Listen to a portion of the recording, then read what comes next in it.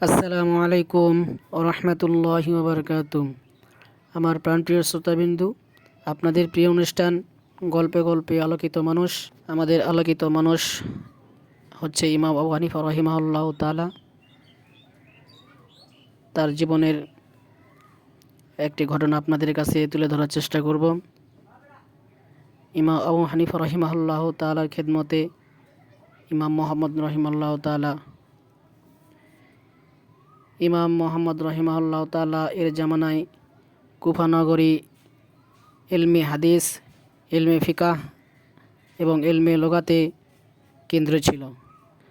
সাহাবায়ে কেরাম কুফাকে নিবাস বানানো এবং হযরত আলী রাদিয়াল্লাহু তাআলা আনহু কুফাকে দারুল খিলাফা বানানোর কারণে এই শহরের মান মর্যাদা আরও বেড়ে যায়।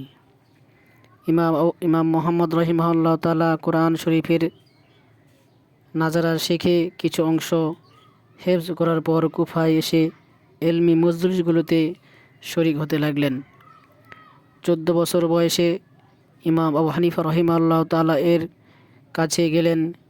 তিনি ইমাম আবু হানিফা রাহিমাহুল্লাহ তাআলাকে জিজ্ঞেস করলেন যে নাবালেগ ছেলে এশা নামাজ পড়ে ঘুমানোর পর রাতে স্বপ্নদোষ হলো, সে কি এশার নামাজ দ্বিতীয়বার পড়ে নেবে? ইমাম আবু হানিফা রাহিমাহুল্লাহ তাআলা বললেন, হ্যাঁ, দ্বিতীয়বার পড়তে হবে। এই কথা শোনার পর ইমাম মোহাম্মদ রহিমাহুল্লাহ তাআলা মসজিদের এক কোণায় দাঁড়িয়ে এশার নামাজ দ্বিতীয়বার পড়ে নিলেন। ইমাম আবু হানিফা রহিমাহুল্লাহ তাআলা এটা দেখে বললেন, আল্লাহ চান তো এই বাচ্চা অবশ্যই কামিয়াবি হাসিল করবে। এই ঘটনার পর আল্লাহ তাআলা তার মনে ইলমে ফিকহের মহব্বত ঢেলে দিলেন।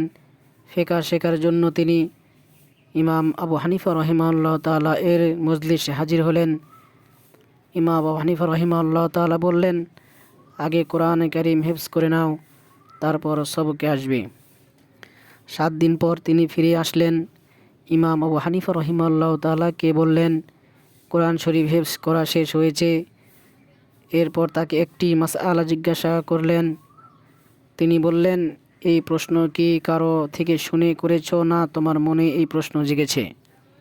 ইমাম মোহাম্মদ রহিমাহুল্লাহ তাআলা বললেন, কারো থেকে শুনে নয়, বরং আমার মনেই এই প্রশ্ন জেগেছে। ইমাম আবু হানিফা রাহিমাহুল্লাহ তাআলা বললেন, এটা তো বড় মানুষের প্রশ্ন, তুমি নিয়মিত দর্সে উপস্থিত হতে থাকো। এরপর ইমাম মোহাম্মদ রহিমাহুল্লাহ তাআলা টানা 4 বছর ইমাম আবু হানিফা রাহিমাহুল্লাহ তাআলার দর্সে শরীক ছিলেন। ফিকহি মজলিসে সমস্ত মাসআলা সমাধান লিখে জমা করলেন। ইমাম আবু হানিফা রাহিমাহুল্লাহ তাআলা আরেকটি ঘটনা আপনাদের সামনে উপস্থিত করতেছি। ইমাম আবু হানিফা রাহিমাহুল্লাহ তাআলা ছাত্রদের আরামের প্রতি খেয়াল রাখা।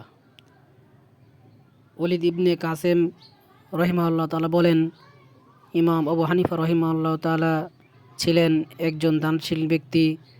ছাত্রদের প্রতি তিনি যথেষ্ট খেয়াল রাখতেন, তাদের সাথে কোমল ব্যবহার করতেন। ইসাম রাহিমাহুল্লাহ তাআলা বলেন, ইমাম আবু হানিফা রাহিমাহুল্লাহ তাআলা ছাত্রদের প্রতি যে পরিমাণ খেয়াল রাখতেন, অন্য কেউ এই পরিমাণ খেয়াল রাখত না। কোনো ছাত্রের শরীরে মশা বসাও কষ্ট তিনি অনুভব করতেন।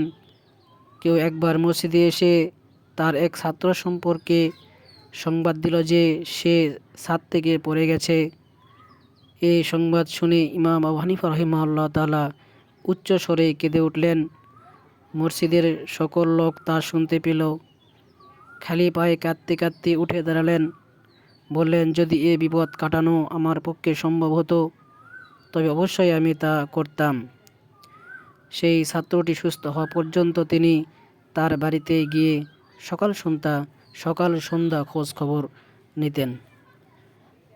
যদি আপনাদের এই অনুষ্ঠান ভালো লাগে থাকে তাহলে আমার চ্যানেলটিকে ফলো দিবেন এবং লাইক কমেন্ট করে সাথে থাকবেন, এবং আপনাদের লাইক কমেন্ট নতুন ভিডিও নিয়ে আসার উৎসাহ যোগাবে।